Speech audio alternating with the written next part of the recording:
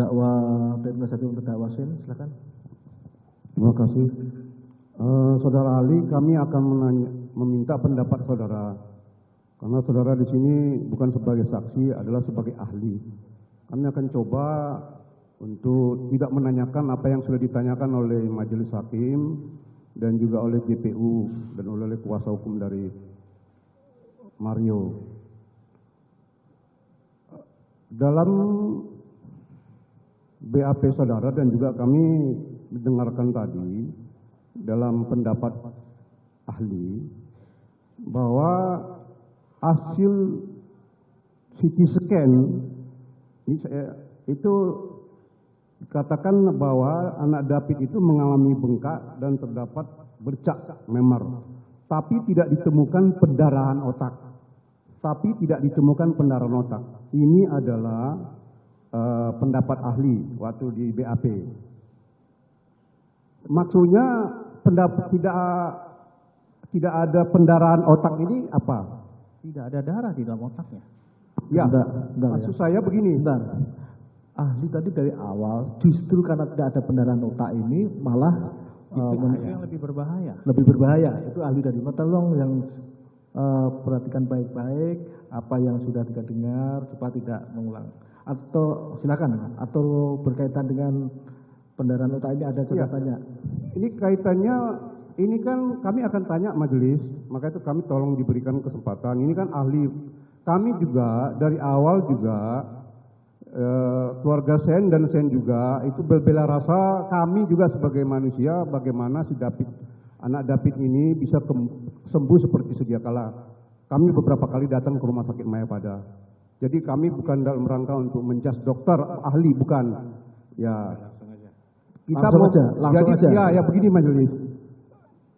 Itu hasil pemeriksaan scan itu tanggal berapa itu yang dokter kemukakan itu dalam BAP? Sewaktu dia masuk tanggal 23 Februari. 23 Februari. Tadi juga ahli mengatakan, tadi pertama saya catat atas pertanyaan dari majelis bahwa karena luka bekas luka otak tadi katakan yang saya catat ya, bahwa tadi ahli mengatakan 100% tidak bisa sembuh. Tapi terakhir tadi atas pertanyaan majelis 5% itu bisa sembuh yang dialami karena tidak adanya pendarahan otak, karena adanya bercak memar itu. Ini ahli ini kami juga mendapatkan biodata dokter ya di sini bahwa dokter ahli ini adalah baru tahun 2021 sebagai spesialis saraf di Mayapada. Tadi dokter mengatakan tanyakan aja, sebentar. Iya. Sebentar, jangan tahu. Tanya aja, tanya aja. Iya. Nggak usah ke. Ya jangan jaksa jangan begitu dong. Sebentar. Bukan. Sebentar. Saya lanjutkan dulu baru nanti relevan atau tidak. Penasihat hukum, sebentar. Tanya yang berkaitan keahlian, no? Kalau saudara nanti punya ahli lain silakan. Yang berkaitan dengan keahlian aja dan juga berkaitan dengan anak ini. Ya dalam rangka itu majelis. Ayo langsung aja. Untuk mengetahui keadaan yang sebenarnya yang tadi katakan dokter tadi, ini pertanyaan saya, apakah tidak diperlukan MRI yang baru yang saat ini yang terkini? Apakah itu sudah dilakukan? Penasihat hukum tidak menyimak apa yang diceritakan dari awal. Jawab aja pertanyaan. Sebentar. Saya jawab Anda sebentar, Ali. Sebentar, oke. Ya, silakan. Gini, kita melakukan MRI, itu hari kedua dia di perawatan. Dan kita melakukan MRI juga sebelum dia pulang. Ya, yang pertanyaan saya, yang terkini maksud saya, itu yang perlu dijawab oleh ahli. Kita tidak melakukan MRI setelah pasca rawat jalan, karena secara motorik kondisinya mulai membaik. Ya, maka itu apakah itu yang kami tanya, apakah dalam kerangka kondisi terkini, kekinian daripada David, itu menurut peraturan atau konsul kedokteran atau menurut SOP itu, apakah bukan tepatnya itu dilakukan MRI yang terkini? Tidak. Apakah ada ahli membawa? Sebentar. Maksudnya terkini itu apa? Ya, saat ini yang saat saksi ini berahli. Hari ini? Iya, terbaru mungkin kemarin yang mulia karena dia kan menjadi ahli. Tidak. Kami ingin mengetahui karena kami kan keterbatasan untuk second opinion kepada ahli yang lain juga gitu loh. Jadi gini, ahli ini kan tadi sudah dijelaskan bahwa evaluasi setiap bulan. Evaluasi. terakhir kurang lebih 1 bulan yang lalu ya. Betul. Terakhir evaluasi terakhir 1 bulan yang lalu. Ini ahli tadi mengatakan itu. Nah, evaluasi itulah yang menentukan tindakan-tindakan tertentu. Nah, apakah dalam evaluasi itu diperlukan MRI lagi? Tidak. Kenapa tidak diperlukan? Karena dia secara motorik dia membaik. Dia lebih banyak sekarang kita berdeal dengan masalah fungsi sosial dan fungsi kognisinya. Jadi tidak perlu dilakukan secara ajak, secara per bulan untuk gitu untuk MRI, karena kan kaitan dengan saraf kan, dokter. Tetapi tidak semua pemeriksaan itu harus melakukan MRI rutin. Klinis pasien jauh lebih penting daripada MRI. Ya, kami ini kan mau mengacu kepada tentang keadaan otak. Kan ini kan bicara tadi ahli mengatakan ada tentang long term dan short term. Ya, itu tadi. Tadi juga kita juga menginginkan bagaimana dengan pemeriksaan dengan long term itu kan itu bisa kita untuk mengetahui pendapatnya ahli ya tentang itu, bahwa tadi kan ahli mengatakan hanya 5%. Ya tadi bisa sembuh. Itu kan oleh karena itu kan tentu harus berdasarkan pemeriksaan yang kami pahami sebagai kuasa hukum, penasihat hukum adalah tentu harus diperiksa secara MRI-nya beberapa per bulan atau per 2 bulan. Ya, itu kan menurut pendapat saudara. Ini kan itu yang kami tanya kepada ahli yang mulia. Ya, ini kan medis, jangan pendapat saudara. Inilah ahli dan kebetulan sebagai penanggung jawab. Kalau tadi saudara mengatakan long term, short term, itu pun kaitannya dengan amnesia ya. Itu berkaitan dengan kalau yang 5% itu tadi, itu saya ingat persis karena itu yang saya tanya. Dalam kasus yang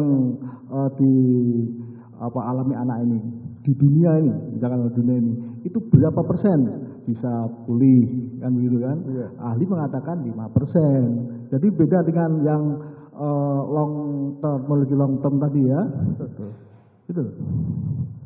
Ya, kami juga yang 5% itu juga kan dokter juga menyimpulkan itu kan juga tidak berdasarkan penelitian dari beberapa ahli kesehatan atau apa kan? Keberatan yang mulia. Bapak baca jurnal. Keberatan yang mulia. Sebentar ya. Sebentar. Ini ahli berpendapat seperti itu. Apa yang disampaikan? Yang disampaikan ahli inilah yang disampaikan. Apabila nanti saudara tidak sependapat, ya sampaikan dalam pembelaan saudara. Gitu. Jangan paksa ahli sesuai dengan pendapat saudara. Gitu. Bukan yang mulia, makanya kami kan menginginkan juga supaya dilakukan MRI, CT scan yang beberapa terbaru secara periodik. Itu yang maksud kami yang kepada ahli sebagai dokter saraf itu apakah itu tidak diperlukan untuk mengetahui kondisi keterkiniannya itu? Tidak, karena klinis pasien lebih penting daripada MRI ulang pasca rawat. Itu penasihat hukum harus ngerti. Tidak semuanya itu harus sesuai dengan MRI bulanan. Tidak. Yang paling penting itu adalah klinisnya membaik dulu. Ibaratnya kalau sudah di MRI, setelah di MRI sebelum pulang itu masih ada luka itu akan menetap.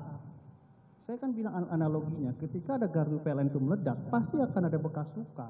Nah, bekas luka itu tidak membaik. Dia akan tetap di sana. Jadi mau kita MRI kayak gimana pun, bekas luka itu akan tetap ada. Ngapain harus membebankan pemeriksaan yang tidak perlu dilakukan?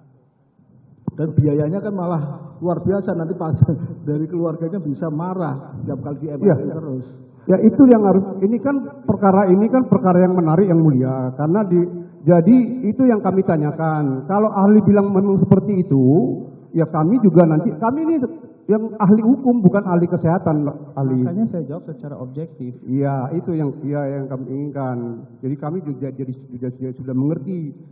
Kalau dari persepsi saya pikir harus dilakukan MRI setiap bulan. Itu ya. Oke, berikutnya tadi ahli mengatakan bahwa sudah dilakukan bahwa kondisinya, kognitifnya, behaviornya, dan apakah dalam rekomendasi dari Mayapada itu ada juga dilakukan rekomendasi supaya dilakukan terapi bicara? Terapi bicara sudah masuk ke dalam fisioterapinya. Oh, sudah masuk dalam fisioterapi. Jadi satu paket ya. Kemudian apakah dalam kerangka fungsi sosial dan juga sebelum sampai ke sana, ini saya orang hukum, bukan orang kesehatan. Apakah kondisi otak itu berhenti atau tidak bisa berkembang menjadi baik itu dalam umur berapa tahun? Maksudnya gimana ya? Maksudnya saya nggak ngerti pertanyaan penasihat hukum. Iya, saya akan ulang pertanyaan saya. Tadi kan kondisi ini kembali lagi untuk penegasan.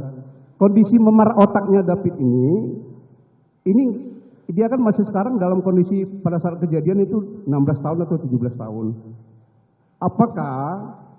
Apakah kondisi otaknya ini tidak bisa berubah dalam perjalanan umurnya? Bekas luka yang ada seperti itu permanen. Permanen. Bekas lukanya. Betul.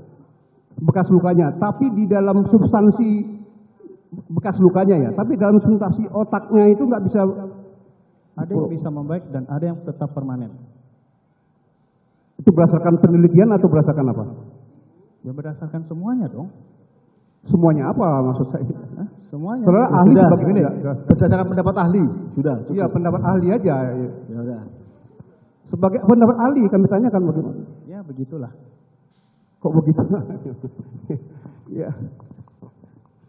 Saya kira dari saya cukup yang mulia. Silakan.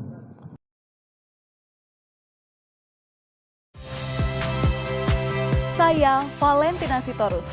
Saksikan program-program Kompas TV melalui siaran digital, pay TV, dan media streaming lainnya. Kompas TV, independen, terpercaya.